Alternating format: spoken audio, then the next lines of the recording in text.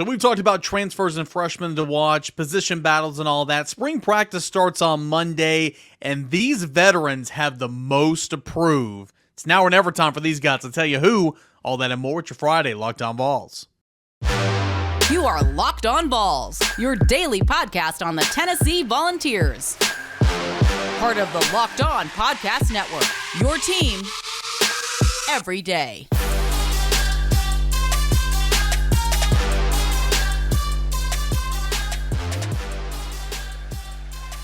Hey, good Friday morning, everybody. Welcome to the unofficial start of your weekend. I appreciate you guys doing that here with us on Locked On Vols, and I'm your host, Eric Cain. Shout out everydayers. You make this show what it is. Can't thank you enough for making Locked On Vols your first listen and your first watch anywhere you get your podcast. Free download, subscribe, watch, view, all that good stuff wherever you get your podcasts, and of course on the YouTube channel as well. Big thanks to our friends over at FanDuel Sportsbook, where you can make every moment more. New customers can join today, and you'll get $200 in bonus bets if your first bet of $5 or more wins. Visit FanDuel.com/lockedon to go ahead and get started. A fun one coming up today. Spring ball, the players that got to prove it. You know, it's now or never time for some of these upperclassmen. I'll tell you who in a matter of moments.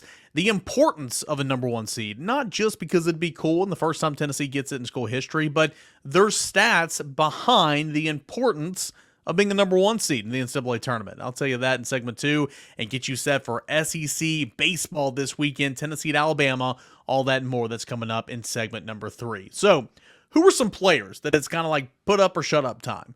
And I don't want to say that it's now or never for all of these players, but some of these players it is. Like, here are 2 players we'll start off with right now. It's not never time for these players. However, it's time to step up. It's time to claim your stake in the cornerback room and your rotation spot in the new look secondary. That is Jordan Matthews and Cristian Conyer. Both of these guys, big-time recruits. Cristian Conyer was well early in the cycle. Really, when Josh Heupel and staff took over in January, February of 2021, and they started looking at classes ahead, Cristian Conyer of Bowling Green, Kentucky, was one of those, class of 23 prospects in a couple years in advance that they really sought out after. And they had to campus multiple times. He was one of the best players out of the state of Kentucky. And that's Cristian Conyer, and he contributed on special teams a lot as a true freshman. Didn't see a lot of action at cornerback, but he's a guy that in this new look secondary, what can he do? It's an open audition for everybody, and Cristian Conyer might even be a guy that can flip over and play a little safety as well. He needs to make the most of his opportunities. Jordan Matthews was a huge get, highly touted 4-star prospect out of Louisiana, Baton Rouge, all right? LSU didn't want him at first. Tennessee got him. LSU came a knocking. He said, no, I'm all Vol. And to his credit, man, he has been, it feels like a great teammate. And I know it had to be frustrating for him because he had all the talk coming in as the cornerback, as the secondary guy, one of the star defenders for that class of 2023, yet he didn't see much playing time. In fact, it was Ricky Gibson that saw the bulk of the playing time for the young guys at the cornerback position. So it's put up or shut up time, not now or never, for these 2 guys, and Jordan Matthews and Cristian Conyer. What can you do now that every starter is gone from the defensive secondary? I'm intrigued to watch those 2 guys. Let's go down a level on the defense.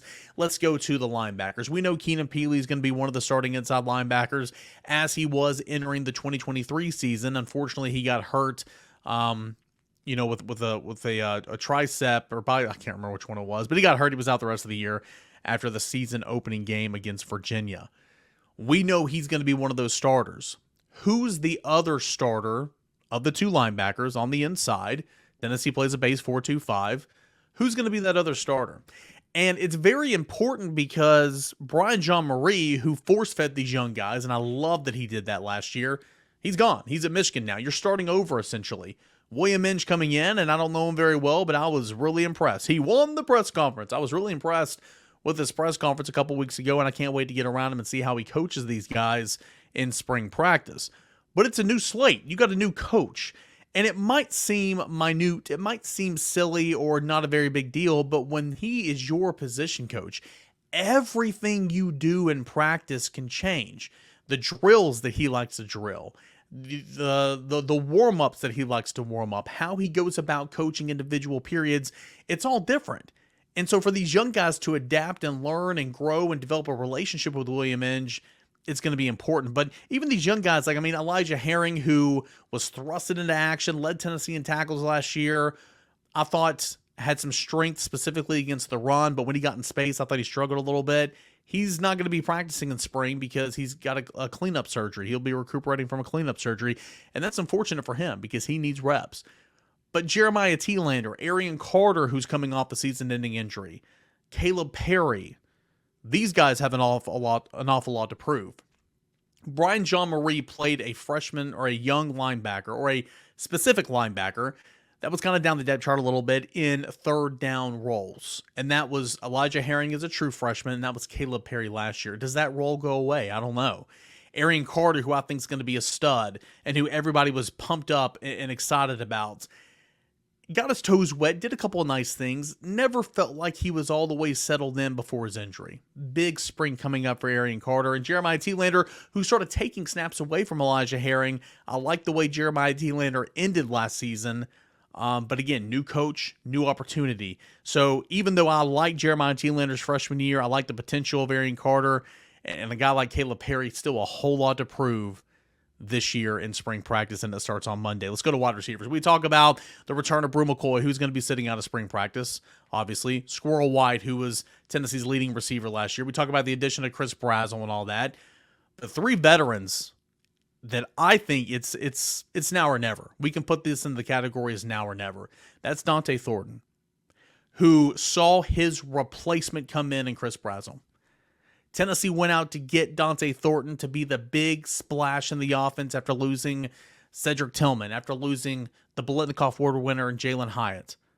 That did not transpire. Unfortunately, he started coming around. He did some good things. Then he was out for the rest of the season after his touchdown reception on a great recovery and a great route and a great comeback against Missouri on that specific route. The game was not a comeback. Obviously, Tennessee got drilled. But, man, he has got to have a good spring. Chaz Nimrod, who I liked his game, and Kaleb Webb. Both those guys played as sophomores, redshirt freshmen, stepped up due to injuries. But I wouldn't say the offense was ever explosive when they were in it. A lot of that has to do with the offense. A lot of that has to do with the quarterback. I recognize all that. But it literally is now or never for those three guys, in my opinion. It is. And, I think iron sharpens iron. Competition breeds, baby. I'm excited to see how these three guys respond to the additions of Mike Matthews. Braylon Staley, two true freshmen who are good. Chris Brazzell in that room. Of course, Brew's coming back, and, of course, Squirrel White. Dont'e Thornton needs to have a great spring, in my opinion. And so do these two guys, Caleb Webb and Chaz Nimrod, or they will see themselves buried on the depth chart next year, specifically Nimrod and Webb, in my opinion. And then finally, let's go to the offensive line. Two guys, two different reasons. We'll start with John Campbell, veteran, been in college since the Reagan administration. That's what we say here on Locked On Vols, right? He's been here literally 7 years. Not here, but he's been in college 7 years. About to play his 7th football season, so going on 7 years. I did not like the way he ended last season.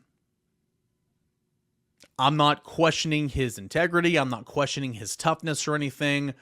But when I see him and guys like Omar Norman Lott and some other guys who were missing games, and I understand the way he's gone out and everything he said on social media, it's aggravating for Vol fans, and it's not like he was a star here. But when I see those guys sit and Gerald Mincey play on one leg, it irks me. It does. I'm just going to be completely honest with you. It irks me. Because you got a guy literally playing on one leg, giving everything he can for Tennessee and Gerald Mincey. And I know we don't, fans don't like him right now because he's gone off and run his mouth in Kentucky. It is what it is. But at least he played. John Campbell didn't. John Campbell comes back, and not only that, but he's flipping to the right side. He wanted to come in and play left tackle, and I think that's why Gerald Mincey was frustrated a lot last year, because he and Jeremiah Crawford had to flip to the right side. John Campbell came in to play left tackle. Now he's getting a taste of his own medicine a little bit. He's having to go to right tackle for Lance Hurd. How do you respond? How do you respond, and can you stay on the field, and can you play right tackle? Huge spring upcoming for John Campbell. And last one I'm going to say is Vysen Lang. Tennessee has never had a backup center since Cooper Mays. Let that sit in. The last time Tennessee had a true backup center was the 2020 COVID season when Cooper Mays was a true freshman at a Catholic high school? And the question was asked on the VolQuest Mailbag podcast earlier this week, and I'm not downing the question at all because it's a decent question, but it's like, do you not recruit true centers? And Brent Hubbs' response was, well, most true centers most centers in college are not centers in high school. They're your best offensive linemen at high school playing tackle or whatever, and then they get shifted down to guard or shifted down to center. That's kind of how it goes. A lot of times, I mean, hell, I played center in high school, and I was quick and I was smart. And when you played an option offense, you had to get a round zero technique up to the second level and go get that linebacker. I was good at that. But I also weighed 200 pounds. You know what I'm saying? Like, I was small. My point is, I was not the best offensive lineman on our team. And a lot of that is what you see in high school. So it's not like you recruit true centers. My point is, Vysen Lang has got to emerge as the backup center this year in spring practice. Has got to. Addison Nichols was force-fed, and he never got it. Now he's at Arkansas. Addison Nichols could not take advantage of his opportunities. So they had to move a guard down to center 10 days before the first game, and we saw how that went at Florida. And that's no discredit to Ollie Lane. Heck of a teammate, heck of a player, heck of a ball. I thought he was good at guard, and I thought he was good for the most part at center, but it was a brand new position for him, and they literally were down to their last resort, slid him down 10 days before the first game, and said, hey, oh yeah, you got Florida in week 3 or whatever in the swamp. Good luck. Because Tennessee couldn't find a backup center in spring practice or fall camp. Vysen Lang's got to be that guy. Also, Cooper Mays is not going to be here in 2025. Figure it out. Find a plan. Vysen Lang, that's got to be you.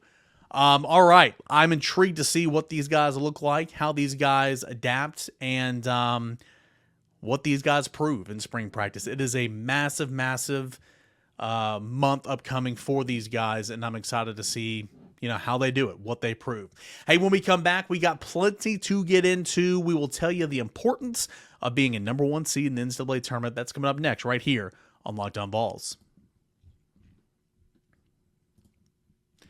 Did you know that even if you have a 401k for retirement, you can still have an IRA? Robinhood has the only IRA that gives you a 3% boost on every dollar you contribute when you subscribe to Robinhood Gold. But get this.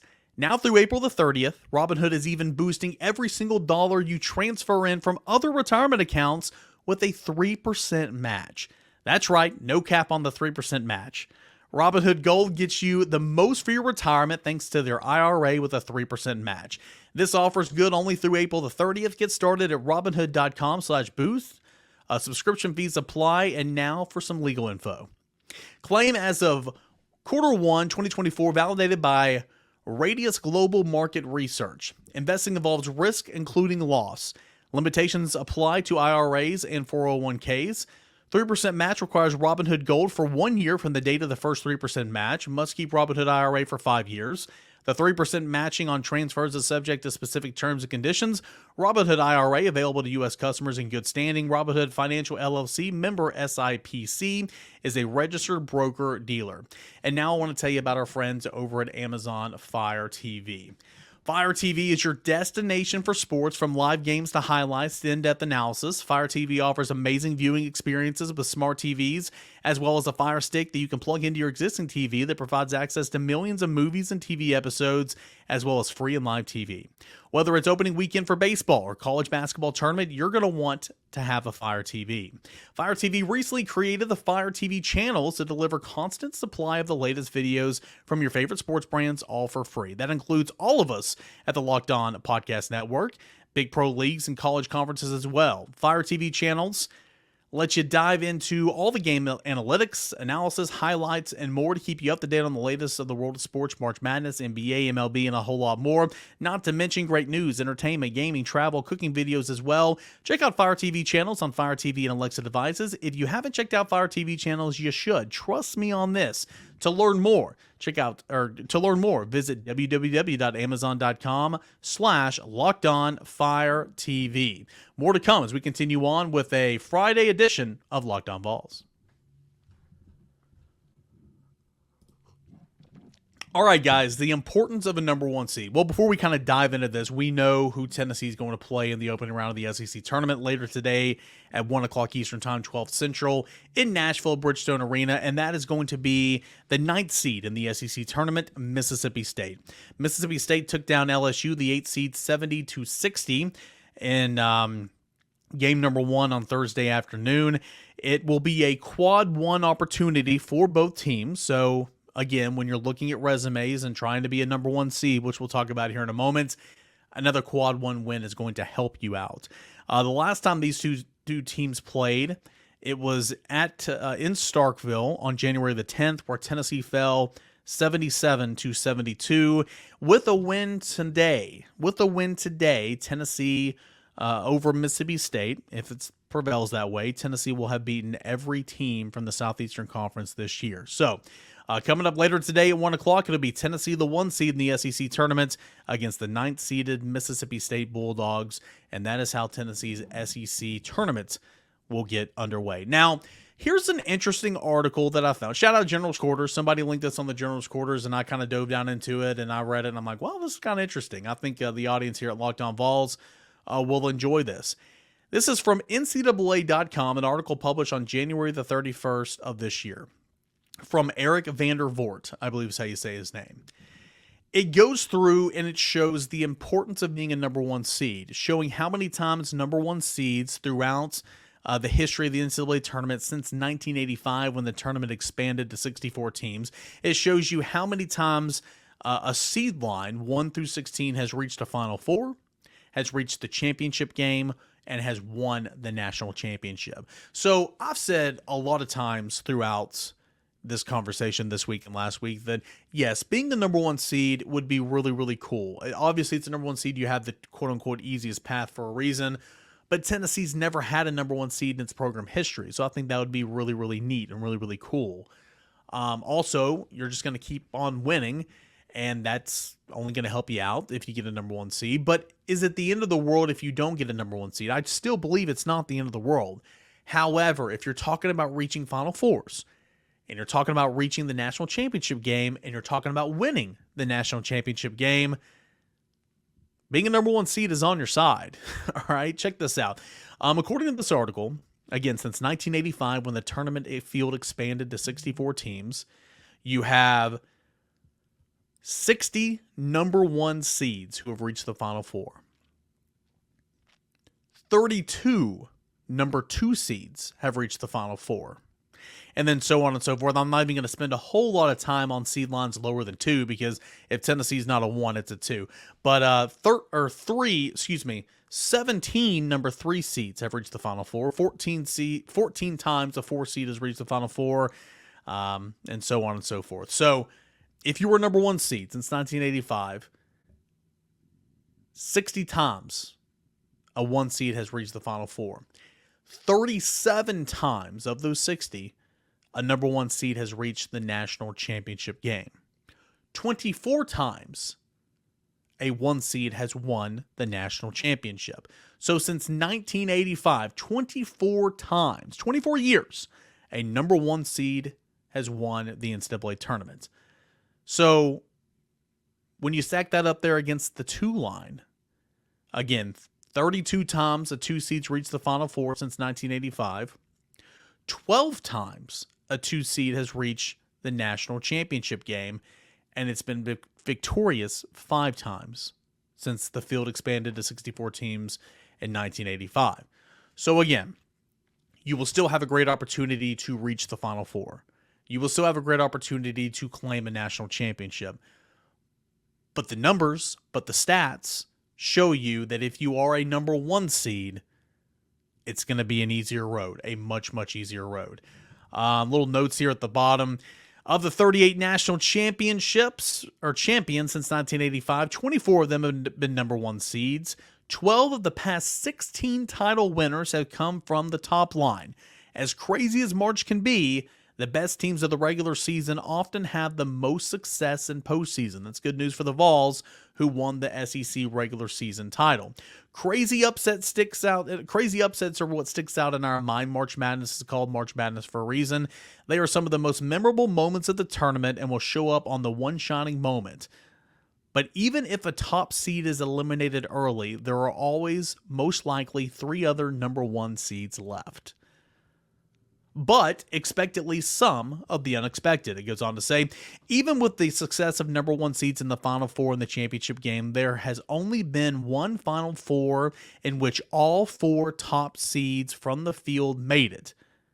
Anybody know what year that was? I'm going to give you a minute. Not a minute. I'm going to give you a couple seconds. What year did all 4 number 1 seeds make the Final Four? It was in 2008. Kansas, Memphis, North Carolina, and UCLA were all in the Final Four. Other than that, 3 number 1 seeds have made it just 5 times to the Final Four. Final Fours have barely had more 2, 3, and 4 seeds than 1 seeds in the Final Four, 62 to 60. It's good to keep an eye out for potential powerhouse from those seed lines as well. And sure, Tennessee's not a blue blood, but I'll say Tennessee's a powerhouse because Tennessee's been a powerhouse in college basketball each of the past 6-7 years with Rick Barnes, right? When trying to pick a Cinderella, I'm going to give you guys some advice here from this article. It's happened a few times. 5 number 11 seeds went on to the Final Four. 1986 LSU, 06 George Mason, I remember that, beat Carolina. 2011 VCU, 2018 Loyola Chicago, most recently UCLA in 2021. But UCLA is a freaking blue blood, all right? Sure, Cinderella. I'm not going to call UCLA a Cinderella. I'm just not. Villanova won the championship as a number 8 seed in 1985. In 2016, Syracuse became the first number 10 seed to make the Final Four. Again, Syracuse is not a Cinderella. But even looking at the data from millions of entries in the men's bracket challenge game, it's okay to miss on some of those picks. The top 4 finishers in the bracket challenge game in 2011 got only half of the Final Four right. The key was they got the championship game correct, with Butler and Connecticut and the champion Connecticut being outright until 2013. So on and so forth. So anyway, this is a bunch of gibberish at the bottom. My point is, we're talking about Tennessee and the resume that it has to be a number 1 seed. And this weekend, I think, can help a lot in that. I think kind of where you stand right now, if Tennessee wins the SEC tournament, I don't know how you keep Tennessee off the 1 line. If you win 2 games and lose 1, if you win 1, lose 1, I don't know what it's all going to play out like. But stats and history do show us that number 1 seeds have reached almost double the amount of Final Fours than the 2 seed line. They've reached the championship game 3 times as many times as the 2 seed line, and they've won nearly 5 times the amount of national championships than the 2 seed. Like that math in my head right there. So is it the end of the world if Tennessee is a 2 seed, not a 1 seed? Absolutely not. It's not the end of the world. But if you're a 1 seed, not only will it be the first time in program history, not only is there a chance a 1 seed could be knocked out early, because it happens a lot, but history's on your side to reach your first ever Final Four and obviously your first ever national championship. Found that really interesting over at NCAA.com. Eric Vander Voort, I believe is how you say his name, an article published January 31st of this year. Go check it out when you're kind of doing your March Madness prep work. Hey, when we come back, SEC play is here for Tony Vitello and the base Vols. I'll tell you all about that and the Alabama Crimson Tide when we return as we continue on with the Friday Locked On Vols.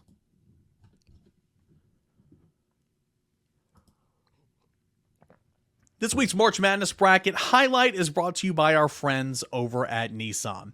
The Houston Cougars can only be described as an armada, all right? The top-seeded team is as hardcore as it gets out there, so it's no wonder that they're expected to land a top seed in the tournament after the first season in the Big 12. The Tennessee Volunteers can only be described as a pathfinder. This would be interesting. They've been thrilling to watch and have really created a lane for themselves after claiming the top spot in the SEC. Player of the Year candidate Dalton Knecht has carried the Vols all season and made them a team to watch in March. How about the Vols getting a shout out in this ad read right here? The Utah State Aggies are obviously this week's Nissan Rogue. The team absolutely surprised us with a powerful performance against New Mexico, giving them their first outright Mountain West title in program history. They say win life, go Rogue. That's exactly what the Aggies have done here. Take the Nissan Rogue, the Nissan Pathfinder, the Nissan Armada, and go find your next big adventure today. Shop NissanUSA.com. That was fun. More to come on Locked On Vols here on a Friday show. All right, so we got Tennessee baseball beginning SEC play on the road at Alabama this week. And here I'm going to let you know it's your weekly Tennessee baseball. Sometimes we do a preview. We normally talk Tennessee baseball on Mondays, kind of recapping the weekend. But I thought this was needed because again, it's a new phase. It's really a new season, and that is Southeastern Conference play. Again, you've got Arkansas that's ranked number 1. You've got LSU that's up there in the top 5. You've got Tennessee that's ranked in the top 5. You got Vanderbilt. You got Texas A&M. You've got Florida. I mean, all these teams I'm naming off right now are top 10. Alabama is at number 14. It truly does just mean more in the Southeastern Conference. Alabama is 15-2 on the season. They're coming off a 9-7 midweek loss at Southern Miss. Oh yeah, Tennessee fans, you remember Southern Miss? Yeah, Tennessee needed some theatrics to pull off a super regional win on the road at Southern Miss last June. I was there. I was there during all the rain delays, and when the 94-year-old NCAA rep was calling the shots, very frustrating, him calling the shots along with ESPN, because they were all so stupid when they could have played baseball earlier in the day. Again, I'll get off my complaints calendar there, but nonetheless, Southern Miss good ball club. Alabama tested earlier in the midweek. They were down 9-2 at one point in time, came back, scored 5 in the 9th, and lost 9-7, but Alabama's a good ball team. 15-2. Tennessee enters the weekend 17-1. Tuesday's win against Eastern Kentucky tied for the second longest win streak of 16 straight games in program history. Tennessee's rolling. Alabama, I think, has been more tested, at least recently, right? Alabama was picked preseason 4th in the SEC West standings. Tennessee was picked 2nd in the East. Looking at the pitching, the weekend starting rotation projection. God, that was a mouthful to say. Tennessee number 1 starter A.J. Russell, I believe, will make his return to the mound this weekend. I don't think it'll be in a starting role. Likely out of the bullpen for an inning or 2, maybe Friday, Saturday. If he hasn't pitched on Friday or Saturday, I wouldn't rule out an open on Sunday because Tennessee's TBD on Sunday like it has been pretty much all year long.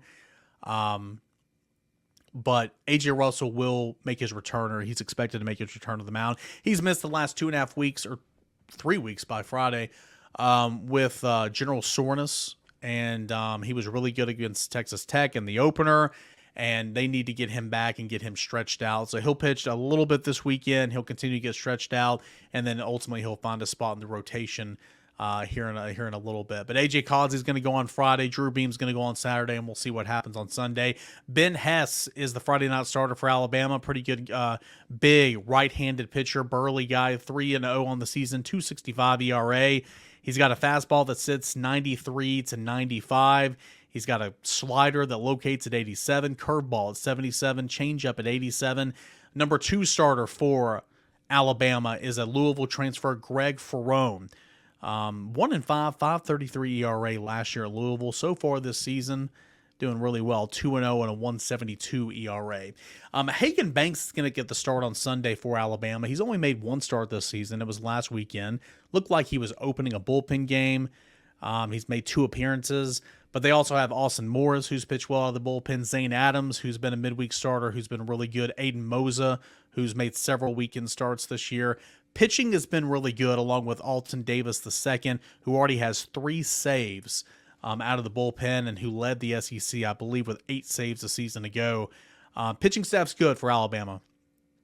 ERA team-wide 3.56, and opponents are hitting just 2.22 right at the Mendoza line against the Crimson Tide pitching. So very well-rounded ball club. I told you about the arms. very mimicky of Tennessee on the offensive end. All these guys can hit. 8 of the 9 everyday players are hitting over 300. The same exact thing can be said for Tennessee. Kavaris Tears leads Tennessee with a 426 batting average. I think also he's on a 16-game hitting streak, which is really, really cool. He's reached base safely in all 17 games that he's played in this season. Alabama's Gage Miller is leading the way with a 478 batting average. Is that a typo? No, it's not. Goodness gracious, 478, which means, put this in perspective, if you're hitting 500, which is unheard of over the course of the season, it means you are getting a hit 1 in every 2 plate appearances.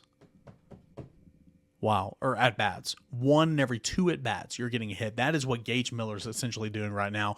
He leads Alabama's offense with a 478 average, 32 hits, 30 runs scored, 8 home runs, 24 RBI, a 910 slugging percentage, and a 548 on-base percentage.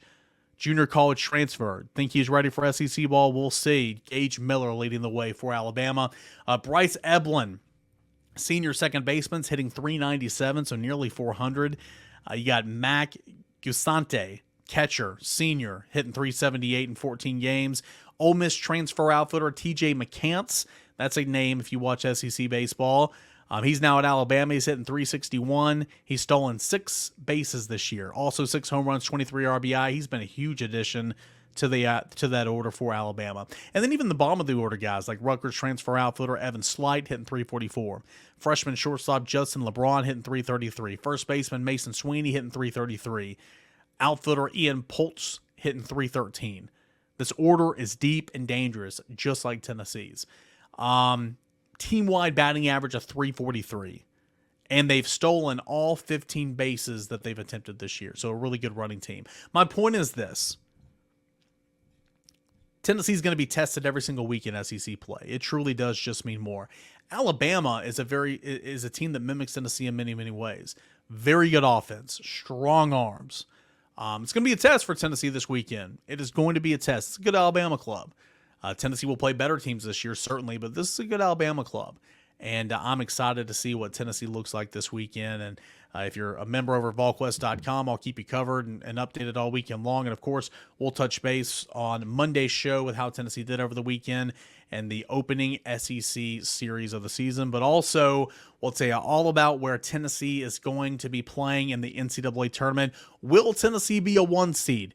Will Tennessee be a 2 seed? How did Tennessee perform in the SEC tournament? All that and more coming up on Monday's show following Selection Sunday. We'll have you covered all right here on Locked On Vols. You can watch, listen, subscribe, view, download all that for free wherever you listen to your podcast, wherever you view, you watch your shows on YouTube. Hit the subscribe channel and help support the show Locked On Vols. Let's get this video, let's get these podcasts in front of more and more Tennessee fans. It is your #1 spot for Tennessee football, recruiting, baseball, basketball news, all that and more. 30 minutes or less on weekdays.